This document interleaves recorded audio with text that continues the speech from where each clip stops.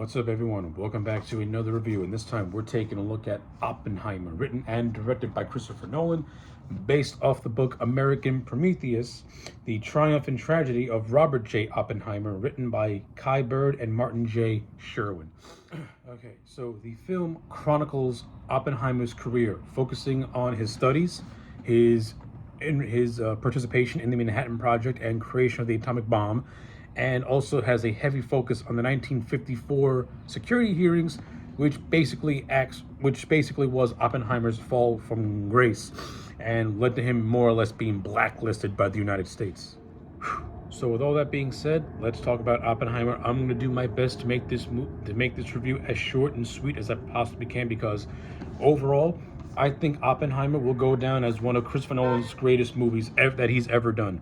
With the exception of maybe 2 or 3, I've seen nearly every single Christopher Nolan movie, and this is the first movie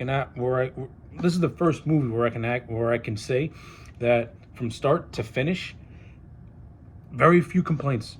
I have very few complaints about Oppenheimer. This movie basically did what it needed to do, and that's tell the story about how J. Robert Oppenheimer became the father of the atomic. So one of the main things that really impressed me with this movie was just how Christopher Nolan characterized the man known as Oppenheimer. Oppenheimer was not a perfect man. He was neither a good man nor a bad man. He was a flawed man. This was somebody who had multiple affairs.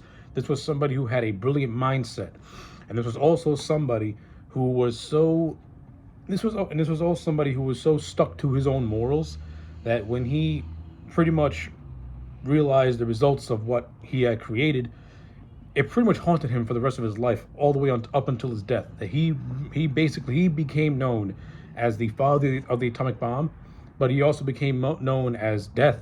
He became known as a destroyer of worlds, because what he created is something that was so devastating. It wiped out 2 cities. Now, we all know our American history. We all know the story of Hiroshima and Nagasaki and how the atomic bomb wiped out those 2 Japanese cities and hence forced Japan to surrender, effectively ending World War II. The atomic bomb was the end of World War II and the start of the Cold War and the nuclear arms race. And it was all done largely in part because of Robert J. Oppenheimer. And this movie chronicles everything leading up to the creation of the bomb and the fallout of fallout of World War II, and also the security hearings that pretty much blacklisted Oppenheimer due to his ties to communism, and him changing his views on nuclear weapons, specifically the hydrogen bomb, which was being created post the atomic bomb, and how Oppenheimer's worldview more or less changed after he had seen what his creation had done. Yeah, this movie handles all of that. Now, in less than capable hands, Oppenheimer could be a movie that could be seen as very, very bloated, as trying to tell 2 different movies all in one. But because it's in the hands of Christopher Nolan, and listen, I am a Nolan fan first and foremost, but I'm also one of those people who is not afraid to criticize Christopher Nolan for putting too many things in his movies and not giving them enough time to fully flesh out interesting ideas. Oppenheimer is one of those movies where that doesn't seem to be the case. Like, Oppenheimer's a 3-hour movie, but you don't feel that 3 hours. And this is a movie with very little action and a lot of talking. But the thing is, that's what makes this movie so interesting, is the fact that it's the attention to detail and what these characters are talking about, and the science speak that makes you feel like more or less you're watching a documentary as opposed to watching a movie. And I give Christopher Nolan a lot of credit in terms of how he chose to direct this movie. Of course, from a technical side, a Christopher Nolan movie is one of the best aspects. From a cinematography standpoint, Hoyt van Hoytema, who has been doing Nolan's movies ever since Dunkirk, did a phenomenal job with this movie. This is a beautiful looking movie from a visual standpoint, in terms of the production designs and costumes and everything else like that. Very on point. Very on point, from that 1920s aesthetic to the 40s and to the 50s. Everything to me looked incredibly authentic. This movie has very, very minimal use of CGI that you see in spurts, but it's more or less done to just enhance certain things, and that's basically it. Everything else is all in camera tricks, and the movie's better off for it. uh, I like the idea about how this movie is not told and is told in that typical non-linear Christopher Nolan fashion, but for this movie, it kind of makes sense because the way the movie is shot, the way the movie is edited, it informs a lot of the scenes that we're seeing. There are a lot of the flashback scenes with Oppenheimer are intercut with the courtroom scenes that are taking place in 1954, and a lot of those 1954 courtroom scenes enhance the scenes that we're watching and enhance the scenes that we're watching in the past. Now, I say this movie is the tale of two cities because the first half, more or less, is chronicles Oppenheimer's time in Cambridge University, up until he gets drafted by General Groves, played by Matt Damon, to spearhead the Manhattan Project, which gives birth to the atomic bomb.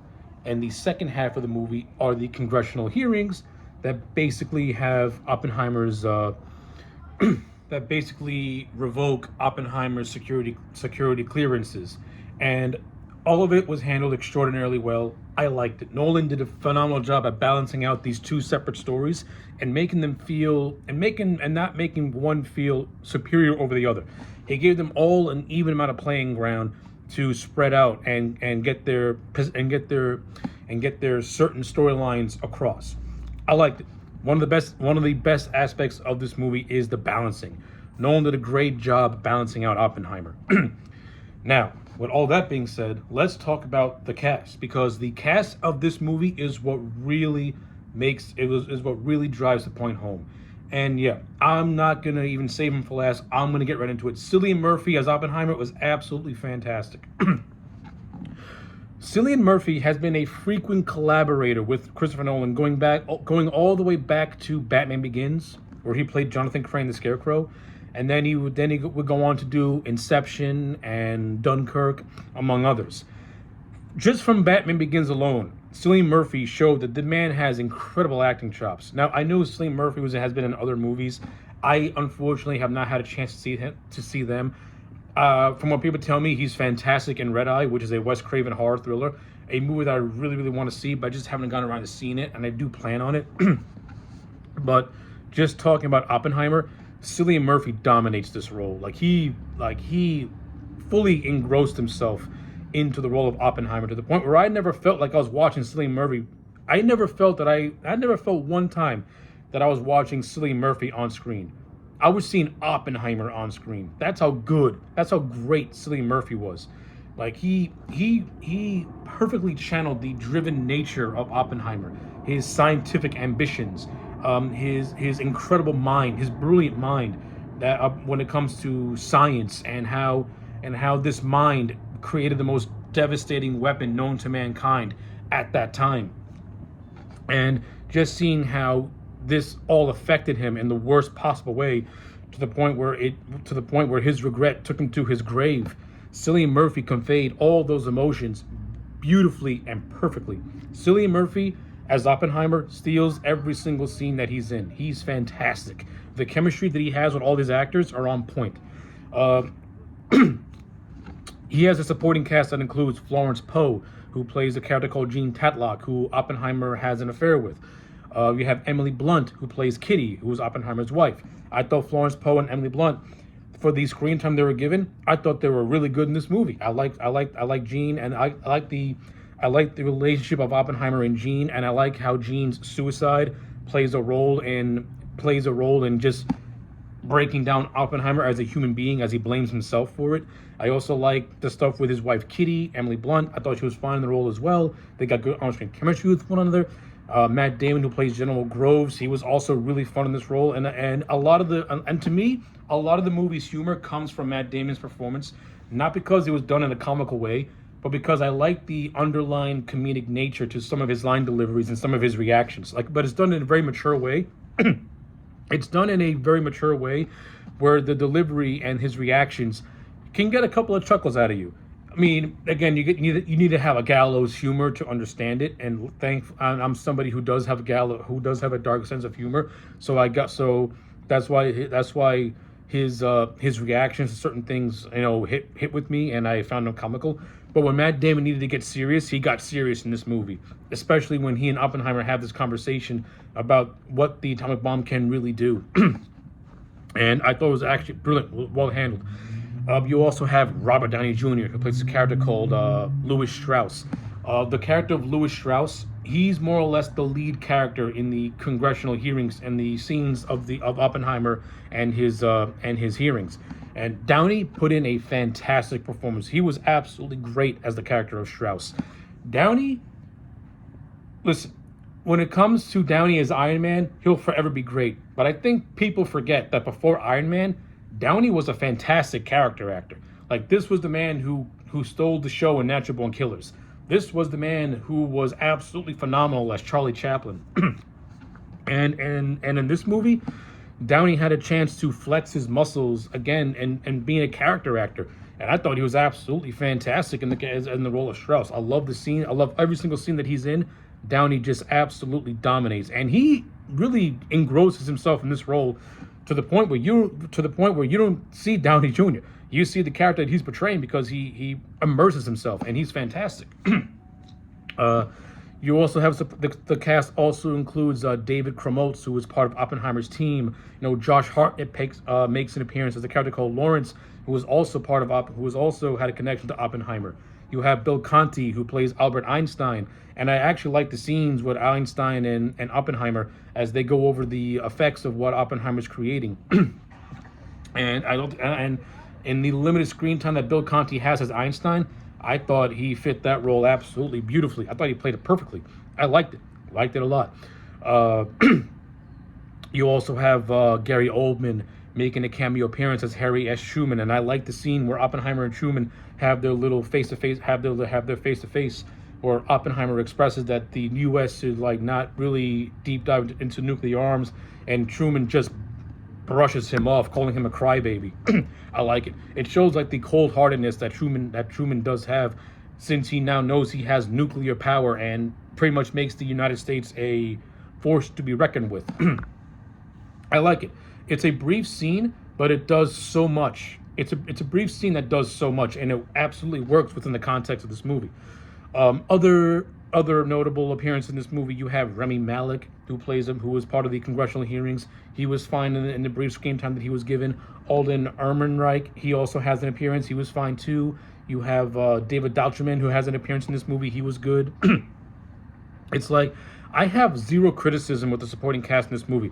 It's a very robust supporting cast, but everyone has a role to play.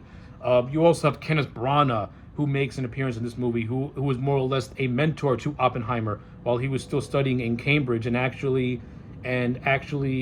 makes the advice to go seek out a scientist by the name of Heisenberg, and so that way he can further explore his theoretical theories. And then Branagh makes another appearance later on in the film where he pretty much has a conversation with Oppenheimer about the atomic bomb. To me, I think Kenneth Branagh is going to take up the Michael Caine spot that was known for a lot of Christopher Nolan movies, in terms of as that English stage actor who just brings gravitas to just the littlest amount of scenes, and that's what Kenneth Branagh brings to his role as Bohr, the mentor of Oppenheimer. I think Kenneth Branagh is going to be Nolan's new Michael Caine. We kind of got the sense of that with Dunkirk, and we got also with Tenet, and it's very prevalent here in Oppenheimer. It's a small role that does more in the long run. And even though Branagh doesn't have that much screen time, he maximizes his screen time, and that just goes to the kind of actor that Branagh is. Branagh knows the deal. He knows the deal. He knows how to get the most out of little. And in Oppenheimer, he makes his appearances matter and makes them memorable. I have zero complaints in terms of this movie's casting. Everyone plays their role to an absolute T, with Cillian Murphy as the perfect representation of Oppenheimer. Fantastic. I love how this, and like I said earlier, I like how this movie explores Oppenheimer, the human being. He's neither a good man or a bad man. He's just a normal man with an extraordinary brain, but he's also really, really flawed. This is a man who had affairs. He cheated on his wife.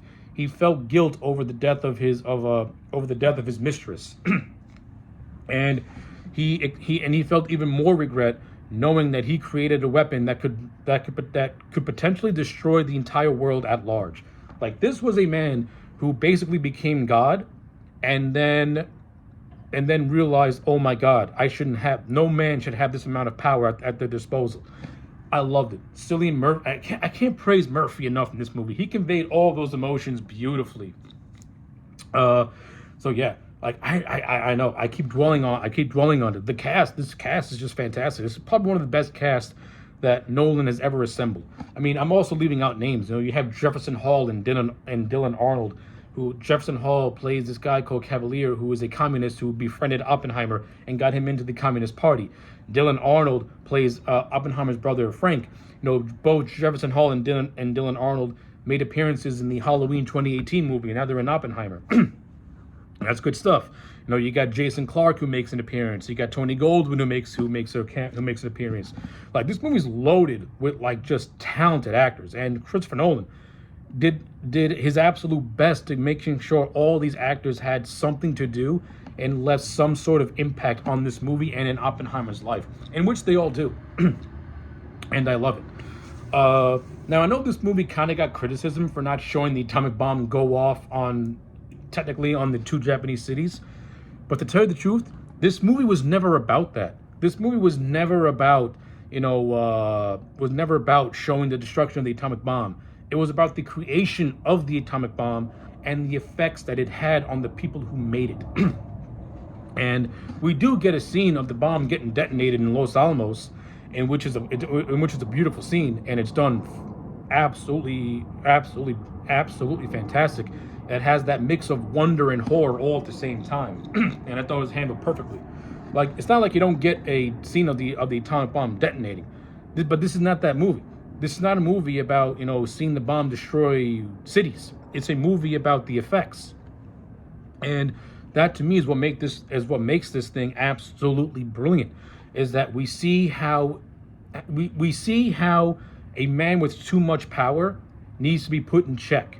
And we see how that power destroyed him from a mental standpoint and basically played a hand in his death when you want to look at it. Because Oppenheimer's grief is what ultimately consumed him.